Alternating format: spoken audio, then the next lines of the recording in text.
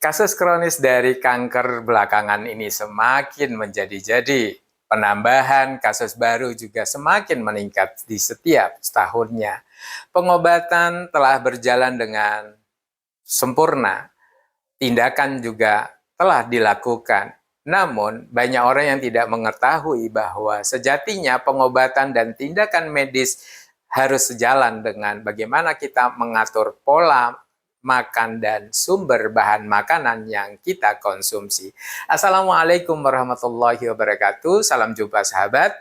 Jumpa lagi dengan saya yang telah 8 tahun dengan lifestyle low carbo sugar free. Pada lifestyle kali ini saya ingin sharing tentang bagaimana pengobatan kanker yang diimbangi dengan mengatur pola makan dan sumber bahan makanan bagi penderita kanker. So, tonton video ini hingga akhir agar kita dapat memahami dengan baik bagaimana pola makan dan sumber bahan makanan bagi penderita kanker untuk mencegah perkembangan sel kanker di dalam tubuh. Penanganan medis terhadap penderita kanker tidak bisa dilepaskan atau dihindarkan dari obat-obatan dan beberapa tindakan medis. Selain obat-obatan dan tindakan medis, merubah gaya hidup adalah hal yang tidak bisa disepelekan, terutama pada aspek pola makan dan sumber bahan makanan yang akan dikonsumsi.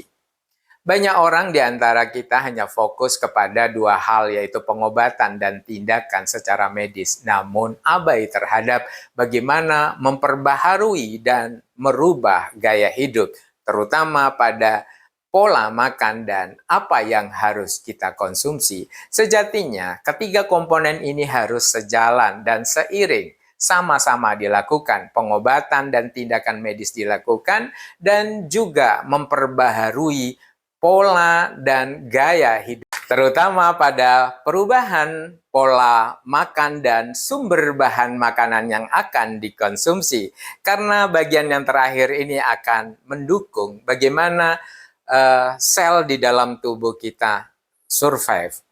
Ketika pola makan dan konsumsi kita atur, secara tidak langsung akan mengondisikan perkembangan sel kanker di dalam tubuh. Untuk itu kita harus memahami pola makan yang seperti apa dan sumber bahan makanan yang bagaimana yang wajib kita perhatikan dalam pengobatan kanker ini.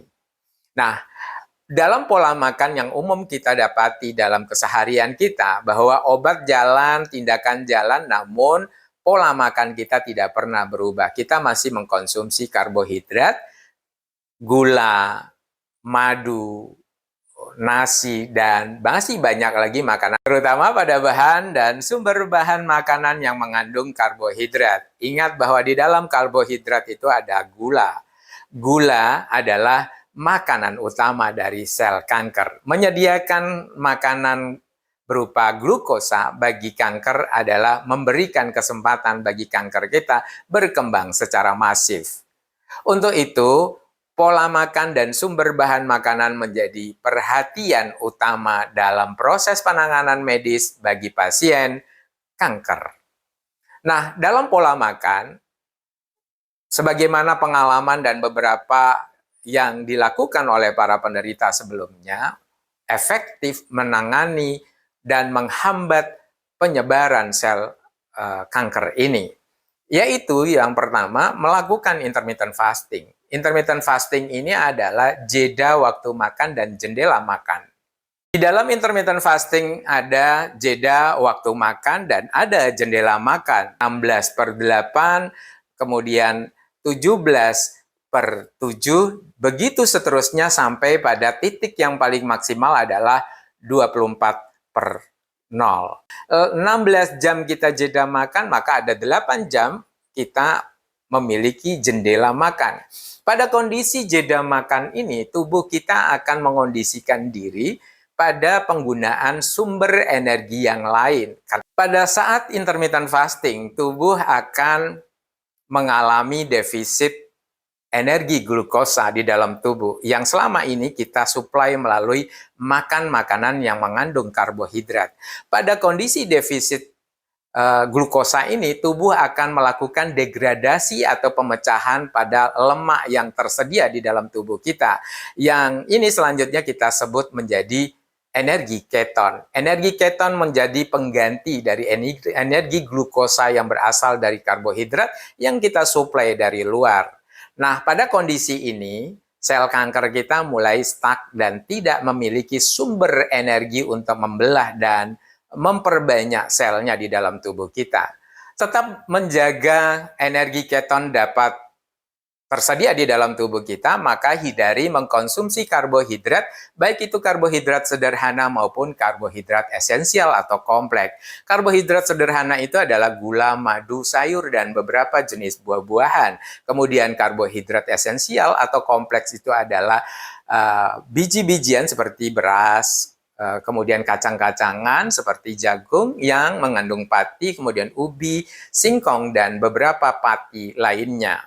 Ini harus kita hindari untuk menjaga konsistensi kerja tubuh dengan menggunakan energi keton, di mana target utama kita adalah membuat sel kanker kita tidak memiliki energi untuk berkembang dan bermutasi dalam bentuk yang lainnya. Untuk itu, pastikan sumber energi yang kita suplai adalah sumber energi yang non-karbo. Saat jeda makan ini tubuh kita juga selain memecah atau melakukan degradasi lemak di dalam tubuh untuk menjadi energi baru yaitu keton, tubuh juga akan melakukan penggantian terhadap sel-sel yang telah rusak, terutama sel kanker. Bila sel kanker kita sudah mati, maka tubuh akan melakukan peremajaan terhadap sel-sel yang telah dirusak oleh sel kanker ini. Nah, selain itu, beberapa hal berikut ini di dalam jendela makan perlu kita perhatikan. Asupan sumber energi kita yang non-karbo. Bisa fokus makan kepada sumber-sumber protein dan lemak. Sumber protein yang disarankan untuk penderita kanker adalah yang mengandungi omega 3, yaitu ikan-ikanan. Ada salmon, ada tuna, atau sarden, tapi bukan sarden dalam kaleng ya. So, sahabat, bila tayangan ini memberikan manfaat, jangan lupa like, komen, dan share. Terima kasih telah menyaksikan lifestyle-mu hingga akhir. Semoga kita senantiasa sehat dan istiqomah dalam menjalani lifestyle kita. Lifestyle-mu memberikan pemahaman dan perspektif baru dalam menjalani kehidupan untuk kemanfaatan yang lebih besar. Terima kasih. Wassalamualaikum warahmatullahi wabarakatuh.